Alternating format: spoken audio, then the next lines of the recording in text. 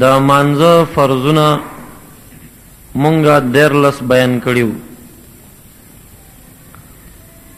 چې پاغي کې شپږ رکنونه او ورکه شرطونه. اول بیا شوه فریضه د مانزه د پاره هغه او دس دا او دس د پاره سلور فرضونه وینځل د مخ او د مخ اندازه غ بیان شوی و. دارنګ وینځل د لاسونو تر څنګلو چې څنګلي ورکه داخلي وي او دارنګ مسح د سلورمي سي د سر او سلورم وینځل د خپو تر خنګرو پوري چې خنګري ورکه داخل. دلیل ور باندې د قران عظیم شان د شپږمې سفاره د آیت یا ایها الذین آمنوا اذا قمتم الى الصلاة فاغسلوا وجوهکم وایدیکم الى المرافق. اے د ایمان والو کله چې اراده د مانځه وکړه او د پاسېدو مانځه ته نو تاسو مخونه وینځئ لاسونه تر څنګلو وینځئ وامسحوا برؤوسکم پسر مسحو کوي وارجلکم الى الكعبین او خپې وینځئ تر خنګرو پورې. دا سلور شینا دا فرض په اوداسه کې او د مانځه د پر اول فریضه او دس او دا اوداسه سلور فرضونه او دا چې په اوداسه کې واجبات سو دي نو دا ماشوم به جواب را کی دا اوداسه واجب څومره دي. نو واجبات په اوداسه کې نشتا ځکه دا مقصود اصلي عبادت نه دی بلکې د مانځه او د نور او تلاوت او د احرام او د نور شینو لپاره مقصود ګرځیدل دي.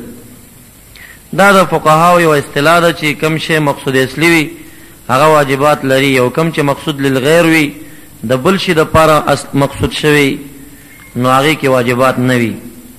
نو کومونز نه وي تلاوت نه وي حج نه وي طواف نه وي احرام نه وي نو بیا او دس کې خدان ته د عبادت څه ثمره نه و.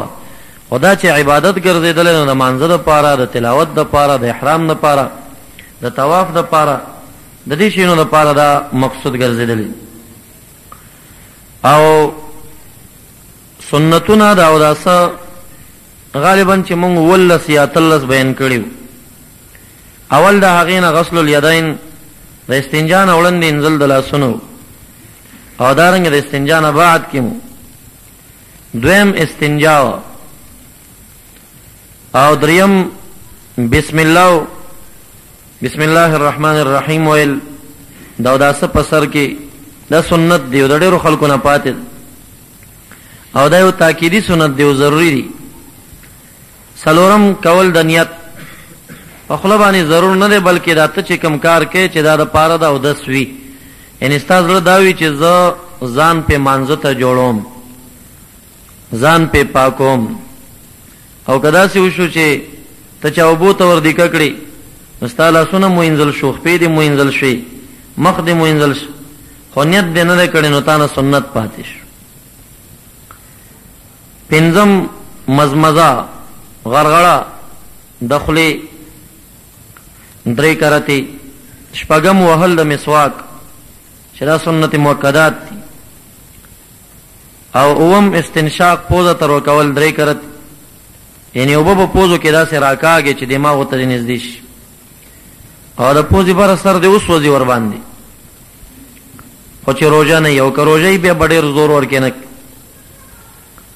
اتم مسح الاذنين بماء الراس د سر د مسح نه چې کومه وب پاتې شي پاغه وب باندې د غوګونو مسح ځکه الاذنان من الراس غوګونه د سر نه دي نه دي دا مقصد نه دی چې په سر کې داخل دي عضوان اندام دا غي نه دي ځکه نبی علیہ الصلوۃ والسلام اکثرا بیان د طبابت نه کوي د احکام کوي ان دا د مسح سر سره شریک دي پاغه وب باندې دا مسح. نهم استيعاب فی المسح طول سر مسح کول. څلورمه سر مسح دا فرض و طول سر مسح کول سنت. لسم تسلیس غسل الوجه مخ درې کرت انزل یو کرت فرض و درې کرت انزل سنت. یولسم تسلیس غسل الیدین، لاسونه 3 کرته انزل، 1 کرته انزل فرض، 3 کرته انزل سنت. 14 تسلیس غسل الرجل یا رجلین، د خپو 3 کرته انزل، 1 کرته فرض، 3 کرته انزل دا سنت شو. حدیث مبارک دی مضمون کې ما تاسو ته بیان کړو، محبوب علیہ السلام یو کرته یو اندام یو ځل وینځلو، به او فرمایل چې هذا وضوء لم يقبل الله الصلاة الا به، دا داسې اودس دی چې خدای تعالی د دینه بغیر منځ نه قبلای. نو فرض شو. به 2 کرته وینځل، به او فرمایل چې دا داسې اودس دی چې انسان ته په دوچند اجر ملاویږي. به 3 کرته وینځل اندام، نو به او فرمایل چې هذا وضوئي ووضوء الانبیاء من قبلی، زما اودسم دغه اودس دی او زمانه وړاندې د انبیاء علیهم السلام اودسونه هم داسې اودسونه چې به 3 کرته اندامونه انزل. نو دا سنت شو، د محبوب علیه السلام طریقه شو. 14 د سنتونو د اوداسنه ولا ستوي پای در پاینځل د اندامونو، دومره فصل به منځ کې نه کې چې یو اندام دی انزله او به در باندې وچ شوي نو بل اندام چې انځنو مخکې اندام دی وچ شوی، داسې باندې کې دا داسې دی وکړو نو تاسو سنت پاتې کیږي.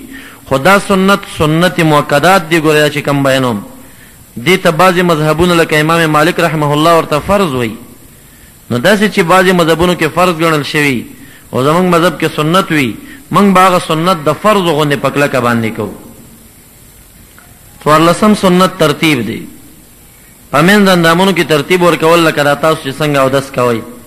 کچا داسې وکړه چې خپې مخ کې وینځلې لاسونه یې رستو کړل نو اودس به وشي، خو سنت ورنه پاتې شوی، ناقص شو، کمزور شو اودس. بعضی مذهبونو کې ترتیب هم فرض دی، نو د دې سره ډېر احتیاط کول پکار دی چې دا کم ترتیب تاسو ته اودس ښودلی شوی دی چې اول مثلا مخ دی، بیا لاسونه دی، بیا د سر مسه ده، بیا خپې دي، په دې کې مخکې رستو کول نه دي پکار.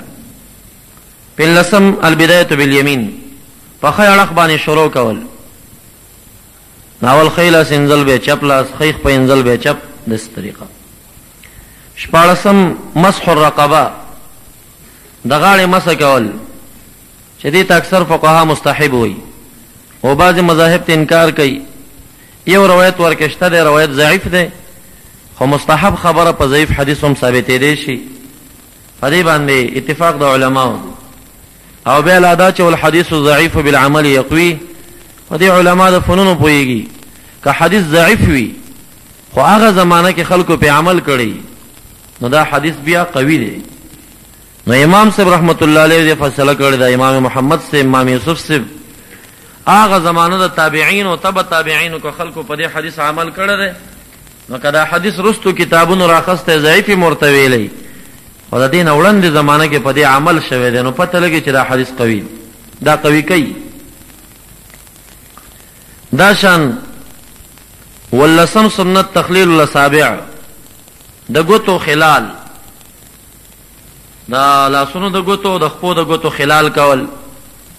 حدیث مبارک کې راځي تاسو د ګوتو خلال کوئ، ګینې بیا به کای لا یخلله نار،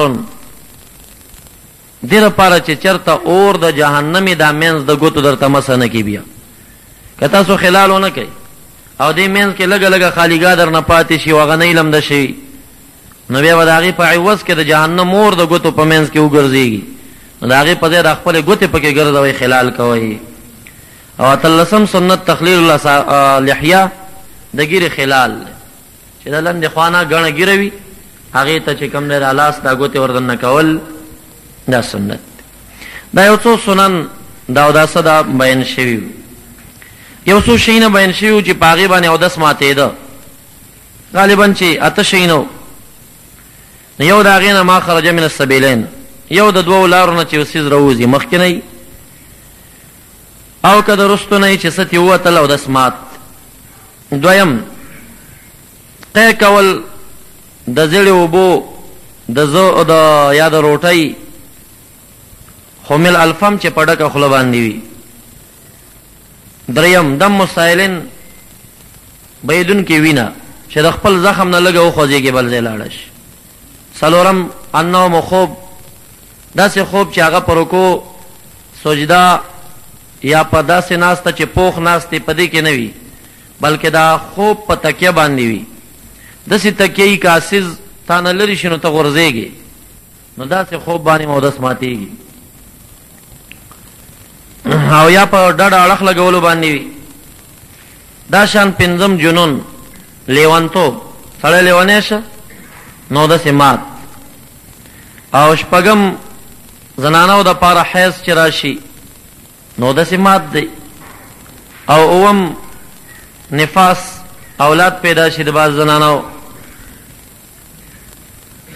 او اتم خنده قهقها په زوره خندا کول نو خنده قهقه دا ده چې درې قسمه خندا ده خنده قهقه دې ته وایي چې ته یې م واورې هغه شنګار او اواز ستا څخوا کې چې مونځ کوونکی ولاړ دی هغه یې م واوري دا مونځ هم ماتی او اودس هم ماتی دویم چې کوم دی دوی حق دی دوی حق دې ته وایي چې ته یې په خپله واورې خو ستا خوا کې مونځ کوونکی وانه اوري نو په هغې باندې مونځ ماتېږي خو اودس پې نه ماتېږي درېیمه خندا تبسم دی د شونډو مسکا نو په هغې باندې نه مونځ ماتېږي او نه پې اودس ماتېږي لنډ لنډ زاړه درسونه تکرارول مې مقصد دی دا ته د اوداسه نواقضو چې اودس یې ماته و بل غسل او د هغې احکام مونږ بیان کړي وو په غسل کې 3 فرضونه بیان شوي وو مزمزه استنشاق تمام وجود باندې اوبه اړول هر هغه ځای ته چې د اوبو رسیدګي تکلیف نه لرلو او امکان یې و چې ته د اوبو ورسېږي نو هغه ټولو ځایونو ته اوبه رسول چې کوم نه دا فرض دي او سنتونه ورکې غالبا و یا ته بیان شوي من جمله د هغې نه غسل کې په ابتدا کې بسم الله سنت دا شان نیت ورکې سنت که چا نیر ته وغورځولي نو هغه د تا باندې خو اندامونه لامده شو پوزې خولې ته دې اوبه هم پکې لاړې خو دا ده چې سنت در نه پاتې دي نیت دې نه دی کړی نو نیت ورکې سنت او دریم غسل الیدین په ابتدا کې لاسونه انزل دا سنت دی څلورم غسل النجاست ظاهره په وجود کمزی باندې کې پلیتی پرته وه د هغې پاکول او انزل دا سنت دی پنځم الوضو اودس کول سنت دی دا عام اودس باول کې یو ځل او شپږم فوض الماء علی بدنی ثلاثا په تمام وجود 3 کرتې اوبه اړول او اوم دلک الجسد تمام بدل مخل او مگل د جسد چې کوم دی دا سنت او اتم تکرار الماء ثلاثا اوبه 3 کرتې مکرر اول نو هغه شپږم به دا حساب شي چې په سر او په اوږو باندې اول اوبه اچول کوم چې حدیث شریف مخکې دې مضمون کې تیر شوی او بیان شوی دا د مانځه اوله فریضه چې هغې ته اودس ویلی شه د هغې سنتونه او دارنګې غسل د هغې فرض او سنن دا بیان شو دویم د فرایضو نه پیژندل د وقت دی دریم د فرایضو نه استقبال القبله قبلې ته مخامخ کېدل دي دا چې پیژندل د وقت ضروري دی ان الصلاة کانت المؤمنین کتابا موقوتا دا مونځ په مؤمنانو باندې دا فرض دی په وقت باندې هغه وخت به پیژني د هغې تفصیل وړاندې تیر شوی دی دارنګ استقبال القبله قبلې ته مخامخ کېدل اینما تولوا فثم وجه الله یا فولوا وجوهکم شطر المسجد الحرام مخونه طرف د مسجد حرام ته وګرځوئ څلورم د شرایطو د فرضونو نه طهارت المکان د ځي پاکوالی دی په کوم ځای چې مونځ کې هغلته به ګندګي نه وي پنځم د فرایضو نه طهارت الثوب پاکوالی د جامې دی وثیابک فطهر خدای تعالی فرمایي جامې دې پس پاکې کا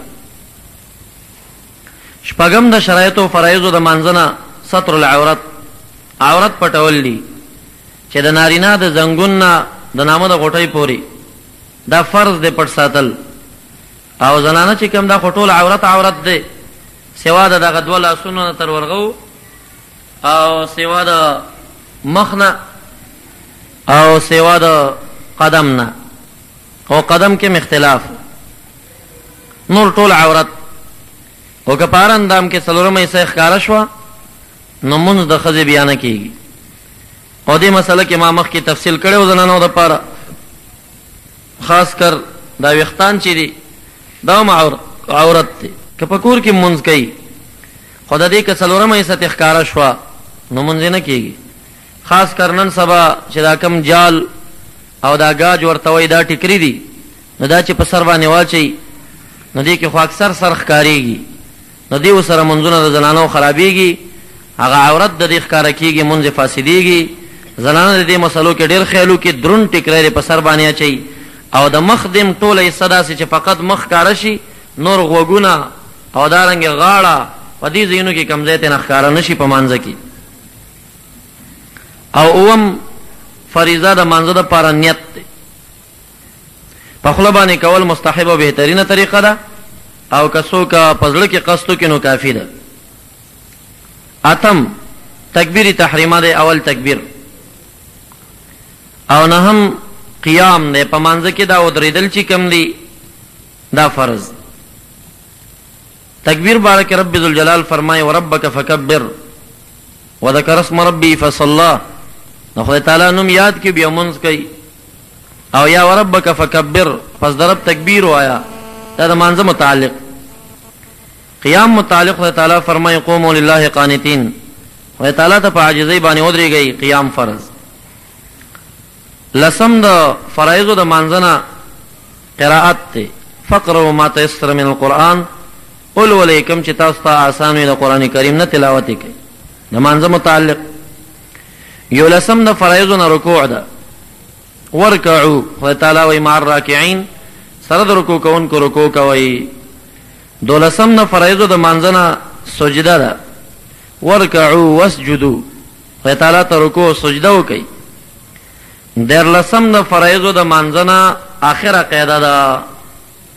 که دو رکعتي مونځ وي نو دا اوله قاعده هم دا قاعده فرض ده. که درې رکعتي او څلور رکعتي مونځ وي نو دا وروستۍ قاعده ورکې فرض ده.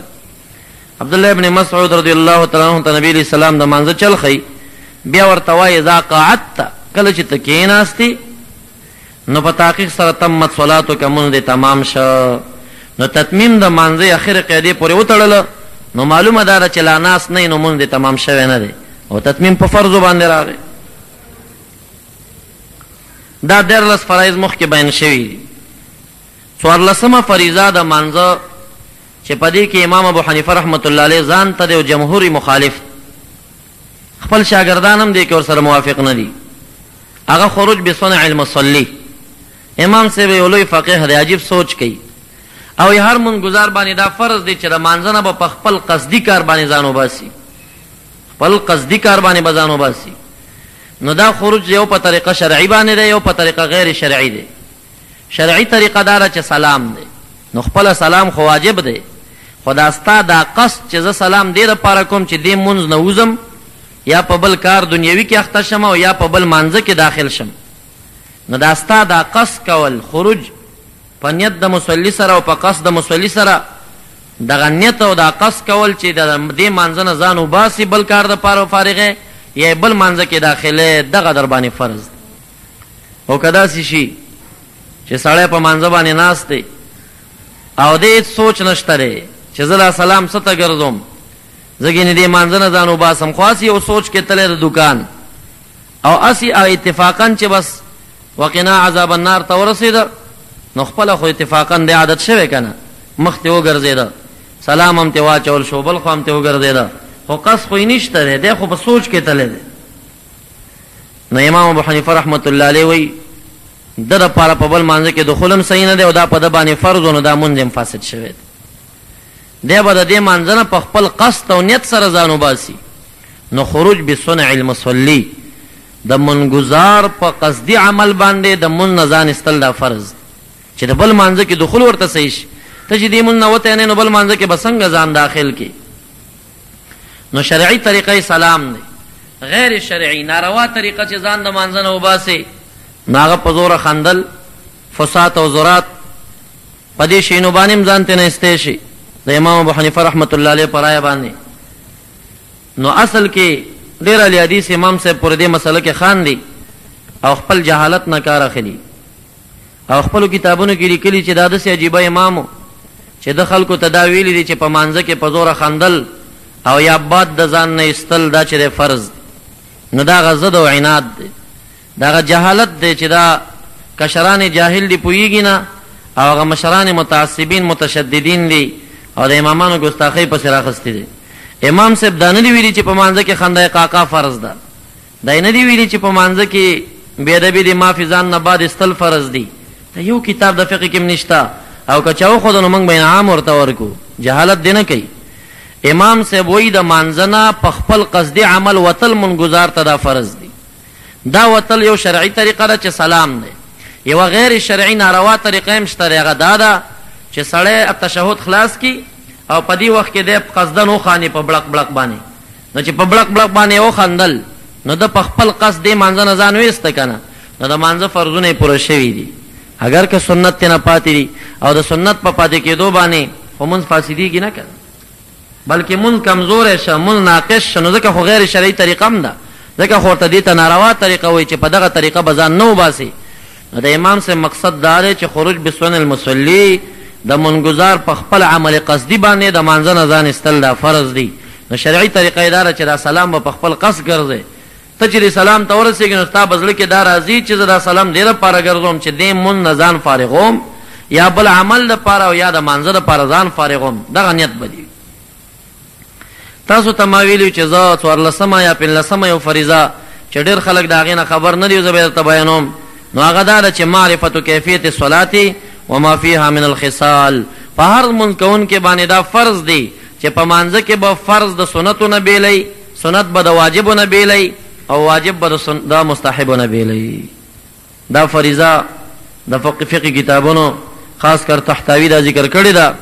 نو که دا فریضې ته وکتلی شي نو زمونږ د عوامو مسلمانانو د یو مونځ چې کم دی نو پوره نه دی، ځکه چې هر منګزار باندې دا فرض دی چې دی به په مانځه کې فرض پیژني.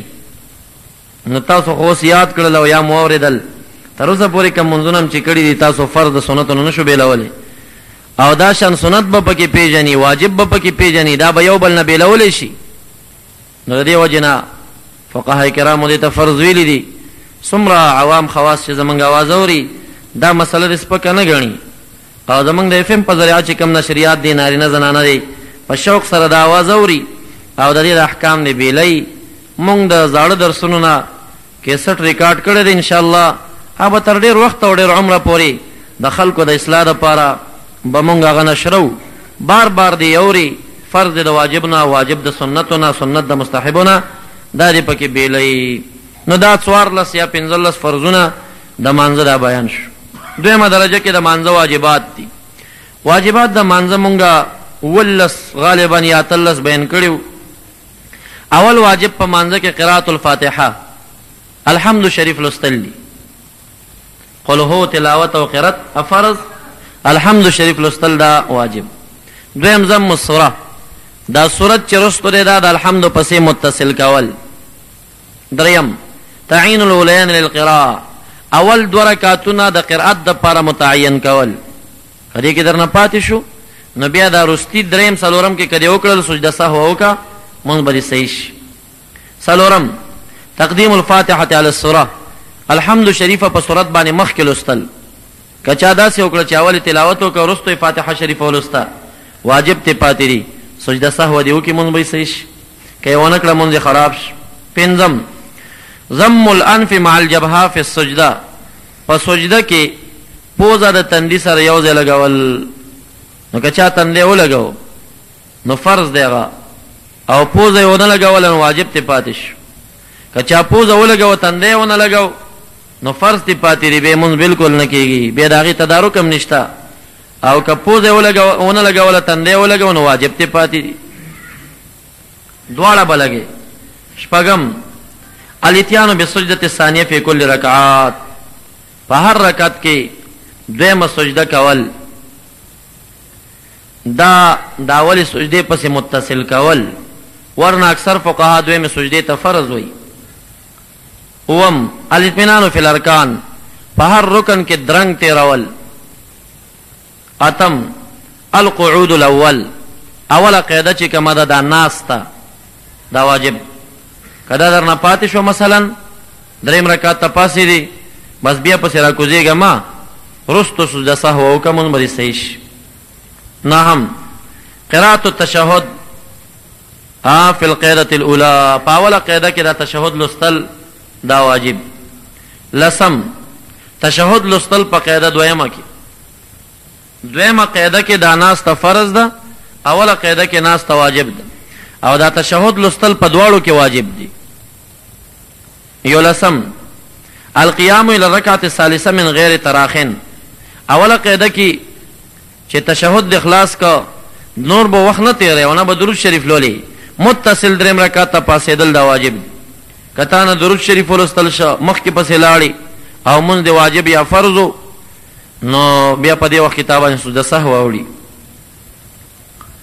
دولسم لفظ السلام، السلام علیکم ورحمت الله، دا سلام دا چې دی واجب. دیرلسم قنوت الوتر، دعای قنوت په وترو کې واجب. څوارلسم تکبیرات العیدین، په دواړو اختر منځونو کې دا تکبیرونه چې دي دا درې درې زواید چې ورته وایي دا واجب دي. پنځلسم تکبیر الرکوع فی ثانیة العیدین، دا اختر د دویم رکعت د رکوع ته چې کوم څلورم تکبیر کې کوزیږي دا واجب.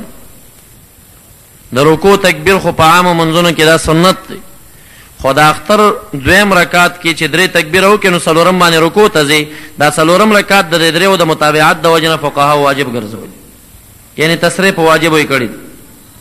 شپاړسم جهر الامام بالقراءة فی الاوقات الثلاثه، درې وختونو کې امام ته په زوره قرات لوستل دا واجب دي، ماښام ماخوستن سبی. هر چې د ورځې مونځ دی مازدیګر او ماسپښین د صلات النهار مونږ د ورځې چې کوم دی هغه ګونګی دی، ګونګی معنا چې به چپ کولی شي. ولسم امام ته جهر کول واجب دی په مانځه د جمعې کې، په مانځه د اخترونو کې، او په تراوو کې، او په وترو کې، په رمضان کې. د رمضان نه بهر به وتر په جهر نه کی. اتلسم یجب الاصرار فی الظهر والعصر، ماسپښین او مازدیګر په مانځه کې امام د پاره پټ لوستل دا واجب. کله پټو منځونو کې جهر وکړه لکه درې آیتونو چې مونږ په صحیح کېږي نو بیا سجده سهو پیوړي، که په جهري منځونو کې پټو وي درې هغه آیتونه چې هغه مونږ په صحیح کېږي نو بیا هم په سجده سهو وړي. عام حالاتو کې چې څنګه یې داس او دا شان مواجهه د کف طرف د قبله ته چې سړی تکبیر کوي نو دا ورغوي چې کم دی دا به قبله ته مخامخ کې داسې به نه کې، بلکې داسې چې دا ستا ورغوي قبله ته مخامخ شي. دا ګوته که ستا د نرمو سره ولګېږي نو بهترینه طریقه ده. شرح الوقایه کې دا ذکر شوي ما سم ببهامیه ما شحمته اذنیه، علیکون د دې کې چې دی به دا ګوته د نرمو د غوږ سره مسه کوي. حدیث شریف کې دا نه دی راغلی، خو فقهای کرامو دا ځکه ویلي دي چې دا ځای ستا د سترګو نه پناه دی. حدیث شریف کې دا راغلی چې محبوب علیه السلام غټه ګوته نرمۍ د غوږونو سره برابره کړه. اوس موږ ته ښکاري نه چې دا څنګه برابره ده، نو فقهای کرامو ویلي چې دا ګوته نرمۍ سره مسه شي نو د سړي به یقین راشي چې او ګوته نرمۍ ته برابره شوي. بل د سنتونو نه څلورم سنت وضع الیدین تحت السراء، د نارینه لپاره په ودرېدو کې د نامه نه لاندې لاس کې خودل. نو دې کې تړل د لاس دا سنت دی، او د نامه نه لاندې کې خودل نارینه ته دا ورکې مستحب دی، او زنانه لپاره هغه په سینه باندې لاس کې خودل مستحب. پنځم سنت ثنا لوستل، سبحانك اللهم وبحمدك وتبارك اسمك وتعالى جدك ولا اله غيرك، دا سنت. شپږم سنت تعوذ، اعوذ بالله من الشیطان الرجیم. اوم سنت بسم الله ویل، بسم الله الرحمن الرحیم، دا په هر رکعت کې سنت، او دا په هغه چا باندې سنت ده چې په چا باندې قرات شته دی. اعوذ بالله بسم الله په هغه چا باندې نشته دی چې په چا قرات نشته، لکه مقتدی، په مقتدی باندې قرات نشته نو اعوذ بالله بسم الله هم پې نشته. اتم سنت التأمین، امین ویل په پټه باندې د امام او د مقتدی دواړو لپاره. نهم سنت دا جهر الامام بالتکبیر والتسمیع، امام با سمع الله لمن حمدا او دارنګ په تکبیرونو باندې جهر کول دا سنت. که امام چرته رکوع ته ټیټ شو تکبیری په زور ونه وي نو مونږ فاسد نه دی بلکې سنت دی پاتې دی، ناقص دی، مونږ کمزور شخ او فاسد نه. لسم سنت تفریج القدمین قدر 4 اصابع.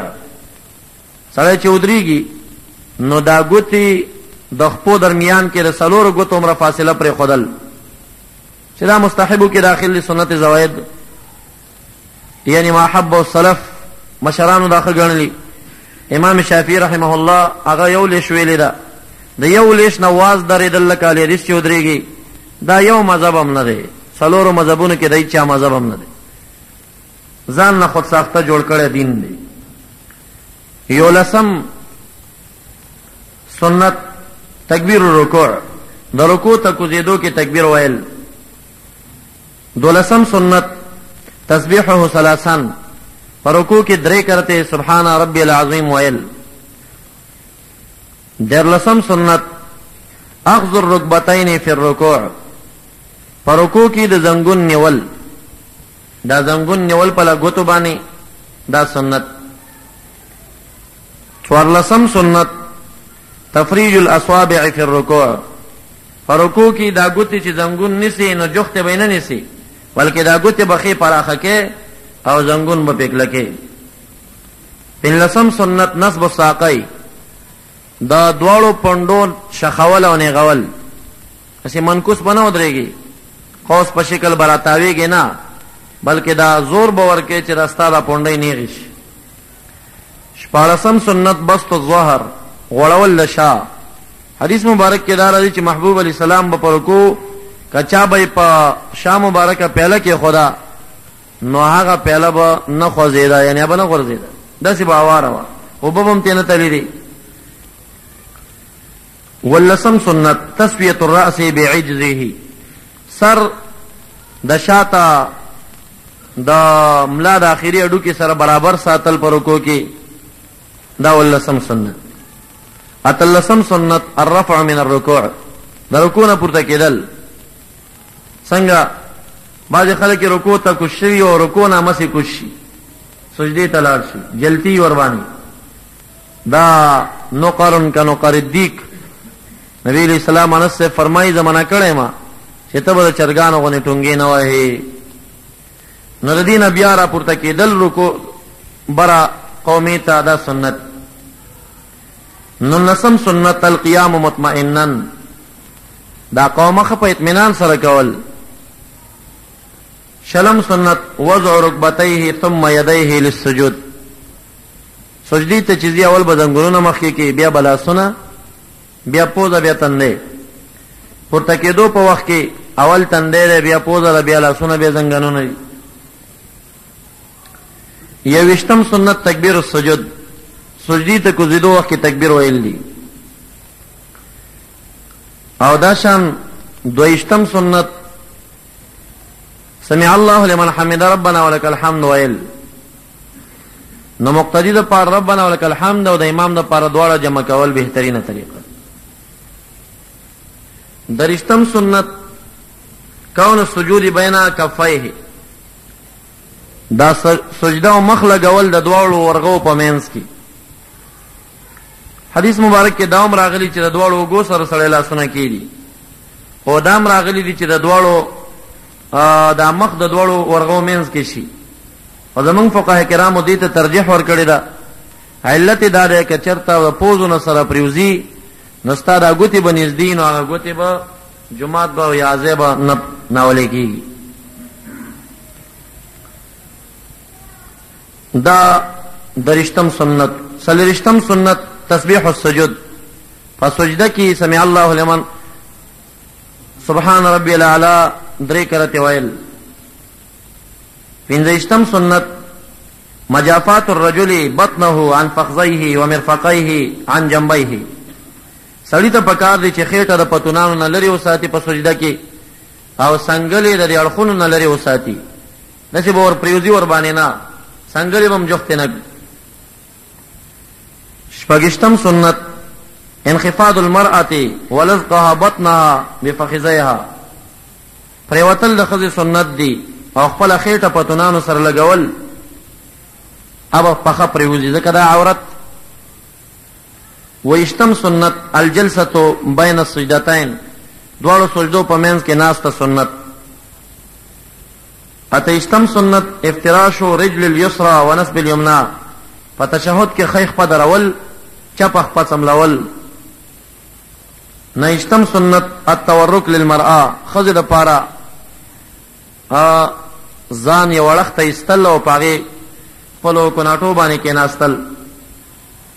دیرشم سنت الاشاره، تشهد کې اشاره کول، خو هغه ځای به یې پېژنې او که ځای درته معلوم نه نو بعضې فقهاو بیا مکروه ویلي دې وجې نه چې عوام یې ځای نه پېژني.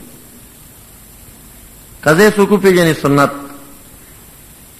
یو دیرشم سنت قراءة الفاتحة فيما بعد الأولين، رستو رکاتونو کې اول دواړو نه رستو په دریم رکات درې رکاتي کې او یا په دریم او څلورم کې خو دا هغه چې فرضي مونځ وي نو فاتحه لوستل پکې سنت. او که سنت و نفلي مونځونه و نو هغه خو بیا ټول ډک کول او په هغې کې وروستي دوه رکاتونه په شان ته د اول جوړېږي. دوه دیرشم سنت الصلاة فی التشهد، په تشهد کې درود شریف لوستل. درې دیرشم سنت دعا لوستل، رستو چې کومه دعا ربنا آتنا فی الدنیا حسنه وفي الآخرة حسنه وقنا عذاب النار. څلور دیرشم سنت التفات یمینا و یسارا فی السلام، سلام دغه الفاظ واجب دي په دې کې دا مخ یو چپ اړخ ته تاول دا سنت. پنځه دیرشم سنت امام چې دی هغه به نیت کوي په سلام کې ښی اړخ ته چې کوم خلک ولاړ دي اوږو باندې چې کومې فرشتي دي او دا شان نیک پیریان که مونږ پسې ولاړ به نیت کې راولي او مقتدي به امام چې په کوم اړخ کې امام به م راولي فرشتې به م راولي خلک به م راولي ورکې په سلام ګرځولو کې. السلام علیکم ورحمت الله، سلام نه پتا سي باندې نو پتا چا باندې سلام اچي نو د اوږو په فرشتو به واچي په دې اړخ کې چې کوم خلک دي په هغوی به یې واچي. او پنځه دیرشم سنت حفظ الثانیة من الاول بلفظ السلام، په سلام کې رسته د اول نه لږ ټیټ ویل امام نه پاره. دا څلور دیرش یا پنځه دیرش سنتونه وو. اگر که تاسو ستړي هم یئ حضور درس صرف را خلاصومه بیا په دې باندې ورځ نه نیسم او دې وجې نه دا مفسدات او مکروهات دي په منډه منډه په دې باندې هم تېرېږم. که د بعض صاحبانو کارونه هغې ته اجازت. مفسدات د مانځه دا دوه شیونه مونږ بیان کړي وو چې په هغې باندې مونځ فاسدېده. اول د هغې نه الکلمة ولو سهوا، د مانځه یو خارجي خبره دې وکړه اگر که په سهو باندې.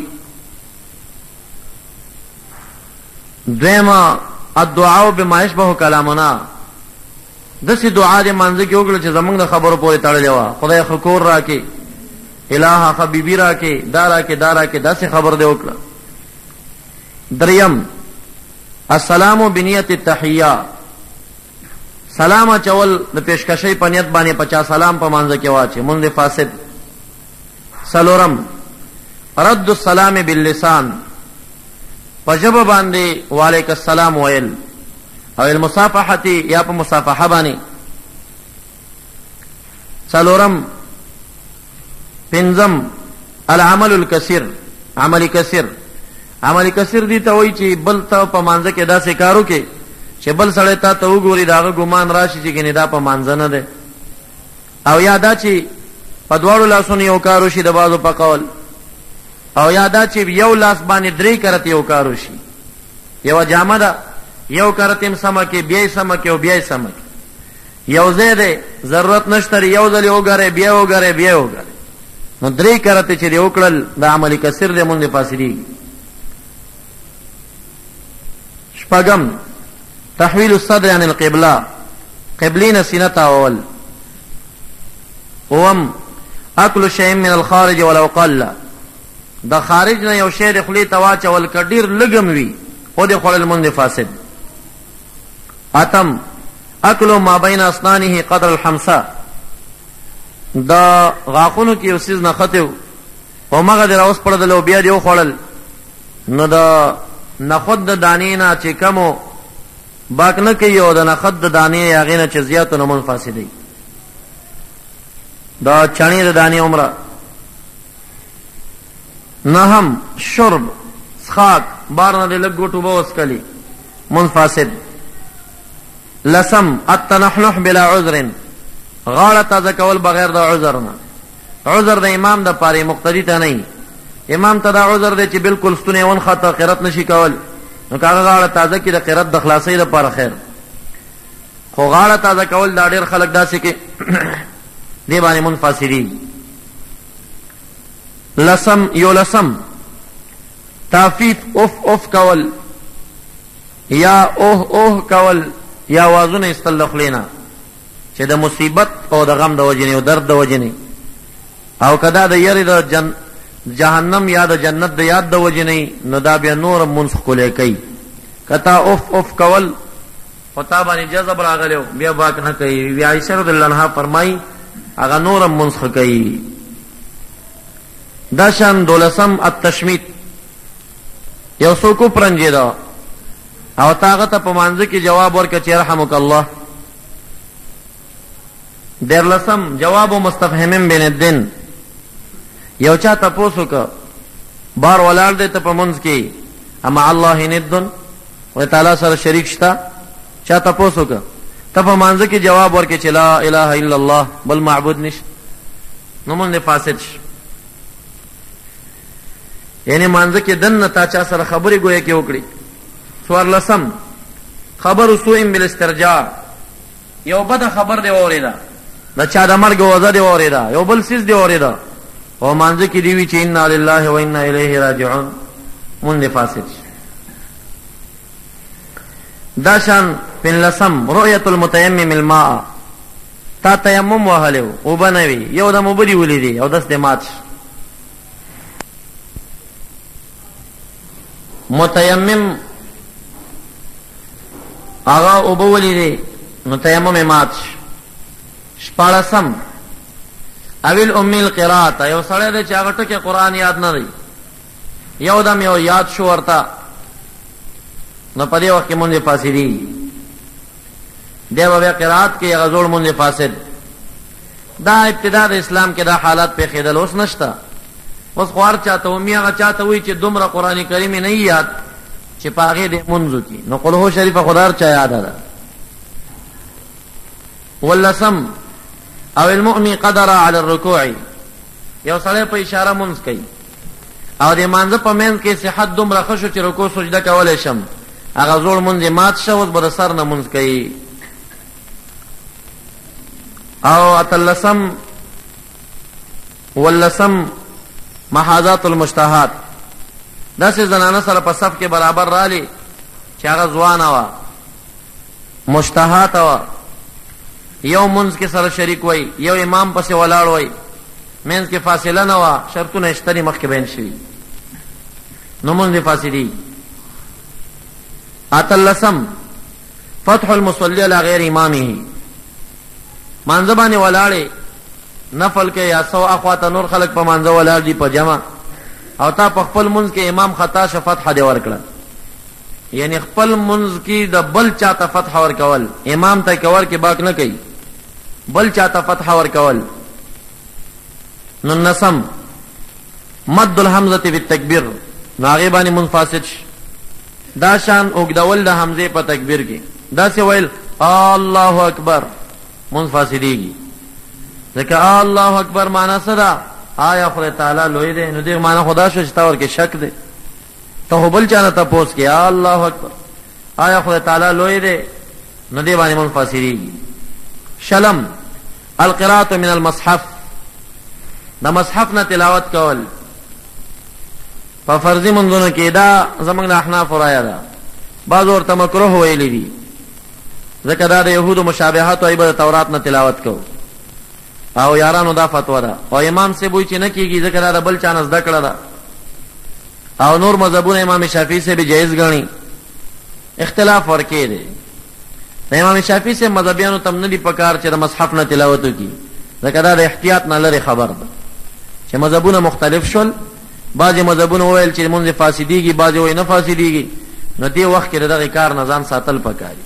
که څوک احتیاط کوي، دین د احتیاط نه ډک شي، او که احتیاط نه کوي نو هغه به د ضد نه م راپاڅېږي. ښه به ورته یادي وي زه بس د امام صاحب مذهبیانو ته زور خیمه او بس قصدن قرآن را واخلي او د هغې نه تلاوت کوي. نو دا جهالت دی، بیا دا ضد او عناد دی. احتیاط کول پکار دی داسې مسایلو. زمونږ مذهبیانو ته هم داسې مسله کراله چې زمونږ مذهب جایز ګڼله او امام شافعي صاحب فاسده ګڼله، هغې کار نه به بیا ځان ساتئ احتیاطاً. دا شان 21 مفسدات چې مونځ پې فاسدېږي، مسابقة المقتدي د ما سبق سره که زما د خولې نه لفظ د سنت وتلی به خطااني، لکه دا زه چې کوم بیانوم نو دا مفسدات دي.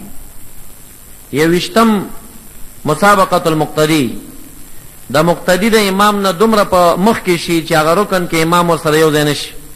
مقتدي رکو ته دومره مخکې لاړه چې امام څو راټیټېده نو مقتدي ته بیا پورته شوی نو دې وخت کې منفاسد دی د مقتدي. 22 مفسداتو نه قهقهه ده، په زوره خندا کول منفاسدی، او دا شان دوی حق دی چې خپله یې واوري مونځ فاسد شي. 23 السلام علی رکعتین فی غیر الثنائیه ظاننا و مسافرا، په دویم رکعت سلام وګرځئ او ستا دا ګمانې چې ګینې زه مسافر یم او مسافر نه وي، او یا دې ګمان دی چې زه د جمعې په مانځه یم او هغه منځ کې خپل مونځ کو د ماسپښین، او یا دې تراوو کې ګمان کوو او یا د ماخوستن په مانځه، یعنی ګمان کې خطا شو سلام دې یقینا وګرځو په 2 رکعاتو کې نو مونځ فاسد. او که داسې نه وه خطا شوې چېرته او بیا دې په 2 رکعاتو سلام وګرځو، نورې خبرې مه کوه، پاسېږه وروستو رکعتونه وکړه، سجده سهوه وکړه.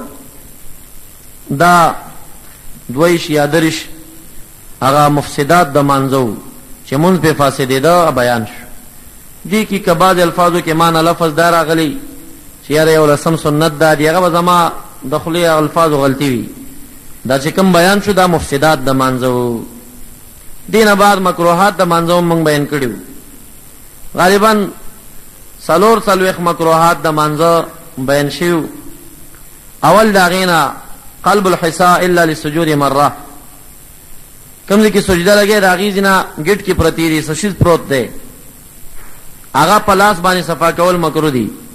یو کرته مکروه نه دي که چېرته ستا خطره وه چې زه سجده ږدم نو زما تندی وینې نه کي، نو یو کرته صفا که خو نور به پې خواري نه کي. دویم فرقات الاصابع، د ګوتو نه په مانځه کې ټکونه ایستل مکروه دي. دریم تشبیکها، په مانځه کې دا ګوتې یو بل کې دا شان ورکول دا مکروه دي. څلورم تخسر، دا په تشي کې لاس کې خودل، ځکه دا د کبرجنو خلکو نښه، عاجزۍ خلاف. پنځم الالتفات بالعنق، سټ معمولی تاول یو خوا بل خوا. شپږم رمی البزاق، لاړې مخې ته ایشتل. اوم الاقعاء، په کوناټو باندې کېناستل، د سپي په شکل ناسته چې دا زنګنونه اوچت شي داسې کېنیستل په مانځه کې. اتم الصلاة فی السراویل فقط مع القدرة علی القمیص، قمیص وزدی کېږي یوازې پرتوګ کې مونځ کې. نهم اعتجار، سر نه داسې کپړه تاوه کې چې منځ یې لوڅي، ټوپۍ نه یې تاوه کې. نو دې کې مخکې ما اختلافات ذکر کړي دي، 3 قول ورکړي دي. لسم صدل، رومال په سر باندې راواچې او د رومال لاندنۍ څنډې واپس د سټ نه تاوې نه کې. بعضې خلک یې داسې ډول لپاره راچوي، که دا یو اړخ دې بل طرف ته داسې ورتاو که بیا مکروه نه دي، او که هسې دې راچولی نو مکروه دي. 11 مکروهات قرائت فی غیر حالت القیام، ولاړې او یو دم تلاوت دل اخلاص کړل رکوع ته لاړې، هغه تلاوت دې څه ناڅه په رکوع کې وکړ نو مونږ مکروه شو. 12 اطالة رکعت الاولى فی التطوع، په نفلی منځونو کې باول رکعت دویم نه وګدي برابر وای ساتي کدی وګد ک مکروه د بعض فقهاو په قول. در لسم تطویل الرکعت الثانیه الاولى دویم رکعت پاول رکعت باندې وګدول 3 آیتونو نه کمو یا 3 آیت باک نه کوي 3 ونه چې زیات شنو به مکروه. سوار لسم تکرار سورۃ فی الفرض په فرض کې په یو رکعت کې دا سورۃ مکرر کول. پن لسم قراءة القرآن منکوسن قرآن الٹا لستل شاد اړخنا رواني پی. شپارسم شم طیبن خوشبوئی بوئی کول. ولسم ترویحه ځان ته پکې وهل هوا ور کول. اتلسم تحویل الاصابع القبلة قبلینا د لاسونو او یا د خپو ګوتې اړول بل اړخ. کوشش وکړئ چې د خپو د لاسونو ګوتې قبله ته مخامخ. ننسم التصاوب اسویله کول. دفاع ما خودلې وا چې په لاس باندې بکیږي یا په نستونی او پاتا شهود کې بیا په چپ لاس باندې. شلم تغمیض عینیه سترګې پټول په مانځ کې مکروه. یوشتم رفع البصر الى السماء اسمان ته سترګې اوچتول مانځ کې کتل اسمان ته مکروه دي. دویشتم عمل قلیل په یو لاس باندې یو ځل ځانو خوځي یا جامه سم کې یا دو ځلو کې 3 ځلونه کې کدرې ځل شی به عمل کثیر. درشتم وضع الشيء في الفم بحيث تمنع القراءه خلک داسې وسیز کې دي چې قرأت منع کوي یا مثلا پټول د خلی او د پوزې صادر ور داسې پراتاو کې دا مکروه دي. څلورشتم السجود علی کول الامامه د پټکی په ول باندې سجده کول. پنځشتم السجود علی سورتين ذی روح تصویر باندې سجده کول مکروه دي. شپږشتم الاغتسال الجبهه په سجده کې پوزه نه لګول مکروه دي. یوازې تندی باندې سجده کول مکروه دي پوزه بلګي. ویشتم صلات فی المقبره په مقبره کې منځ کول مکروه دي. اتیشتم المجزره قصاب خانه کې منځ کول مکروه دي. نهشتم قارعه الطريق دلاري په سر منځ مکروه دي یا داسې سیس چې خلک در باندې تیریږي جمعات کې. درشم معاتن الابل کمزې کې چې یو خان را پندېږي او را غونډېږي منځ مکروه دي.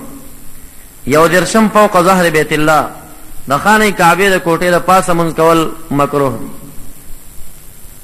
یعنی هغه کوټې د پاسه کدا سي اړخونو کې برته پورته شوي غرته پورته شي باک نه کوي نه د خانه کعبه د کوټې د پاسه مکروه. دو درشم مزبله ډیران کې منځ کول مکروه دي کته سمرم پاک را پاک کې نه پاکيږي. در درشم ارض الغیر بلا رضواه د بل چا ازمه کوي داغه په خو خانه ته منځ ورکې کې مکروه دي. سلور درشم مدافعا لاحد الاخبثین تشبول یا غټ بول درغلی دي او ځان ټینګه او منځ کې دا مکروه دي. پنځه درشم ثياب البزلا د کاروبار په جامو کې من مکروه دی. هغه کاروبار چې دا دیړی اکثر داسې کمزوري جامې چې نوري وسی کیږي. شپږ درشم مکشوف الراس سرلوڅه منځ کول مکروه دي. و درشم بحضرة الطعام روټي حاضر شو او تور ته شوقي من کول مکروه دي. اول بروټي خو بیا به منځ. اته درشم ما يشغل البال دا سی وسیزه در شوی دی چې استاد لاغي ته اعلان کوي دغه وخت کې من مکروه دی. هغه کار نه ځان فارغه کې به منځ. نه درشم قیام فی المحراب امام ټول پټوله په محراب کې دن نه ودرېږي مکروه دي. سنا سبب باروي که ضرورت نه یو که ضرورت به باک نه کوي.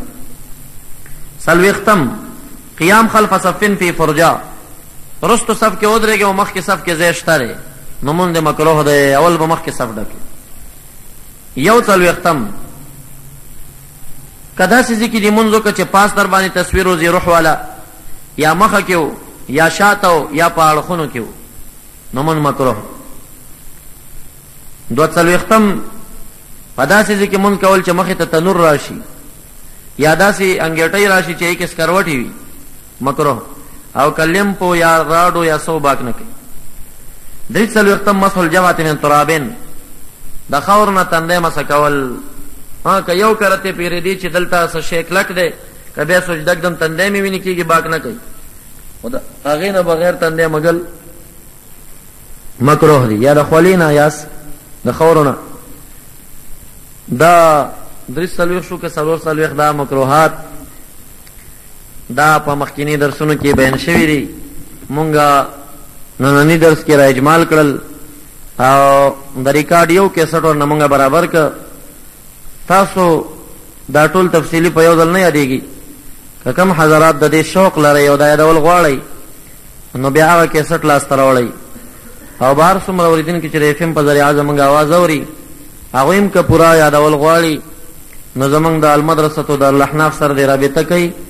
گنج اخوانآباد نمبر 4 مسجد صدیق اکبر، او د دې ځای نه دې ځان ته دغه کیسټ ترلاسه کوي. اته کیسټې دا نن چې کوم اجمالي درس دی د دې تفصیلي درسونه په اته کیسټو کې بیان شوي دي، هغه مونږه جمع کړي دي او هغه مو ټول را خلاصه کړل یو کیسټ ته، هغه هم برابر شو.